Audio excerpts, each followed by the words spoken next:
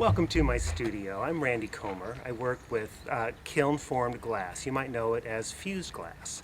It's a process thousands of years old. It's more familiar to the ancients than blown glass would be, and it's something that one can easily do in a home studio such as this.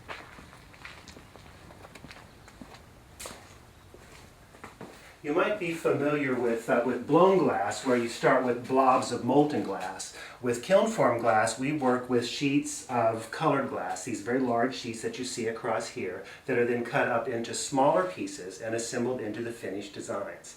I find that with almost everything I do, I cut everything into 1/4-inch strips. It's a very simple mechanical process. I use a conventional glass cutter and a ruler and a triangle, and set it all up on my table and start cutting 1/4-inch strips.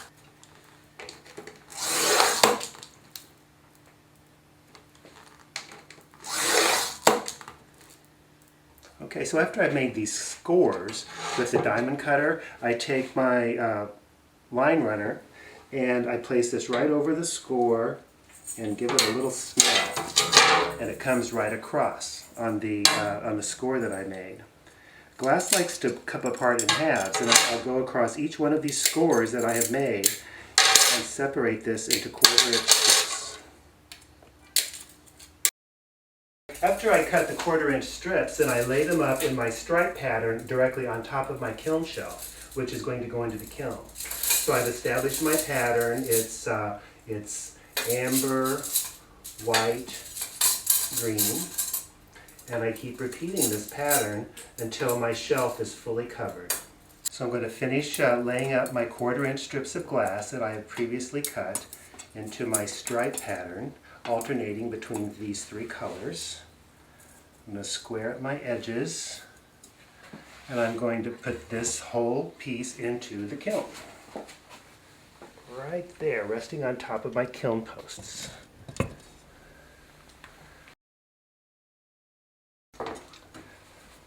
Another process that I do with the same techniques, again by cutting the glass into 1/4-inch strips, is I lay them in my pattern bar mold. It's a stainless steel mold, and I arrange the colors in this in whatever desired pattern I like, and then these are sliced apart to make these wafers of design elements.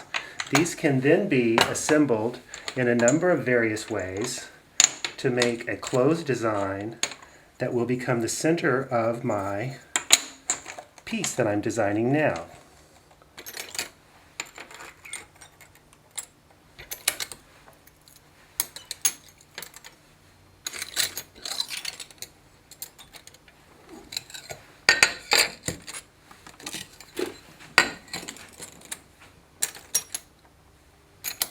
So once my cold pieces are assembled, this assembly is put into the kiln and melted into a single piece. It takes about 18 hours to complete a firing. When it comes out, all those separate pieces have become a single piece once again, and now I'm ready to shape it. The process is called slumping. For that, I use a ceramic mold. You can see that this one has a concave shape and a shield outer design. This flat piece of glass is simply laid on top of that, and then it's heated again to just soft enough melting point that the glass relaxes into the mold and takes on the finished shape. So you can see with the ceramic molds how we make simple shapes like this. To make a very complex shape like this, more organic, requires an additional step. Let me show you how I do that.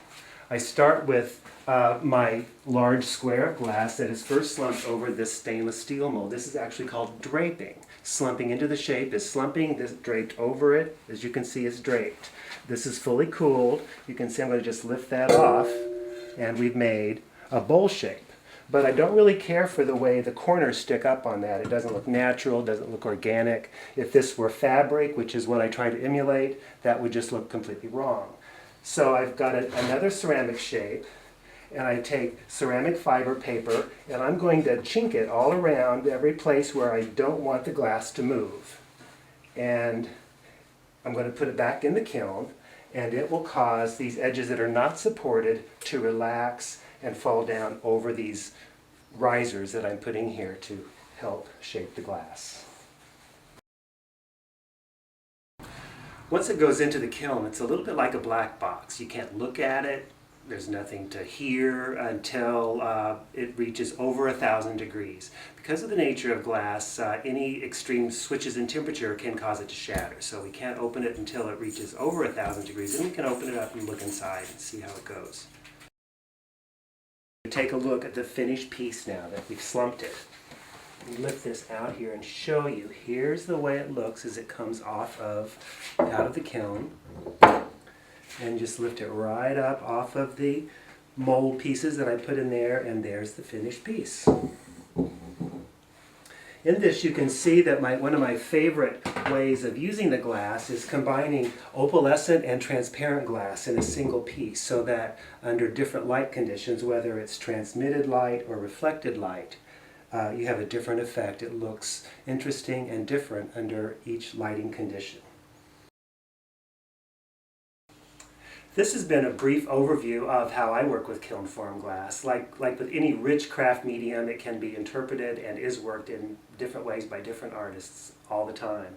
But my inspiration coming from ancient textiles, from Aboriginal people all over the world, is an endless source of design ideas for me.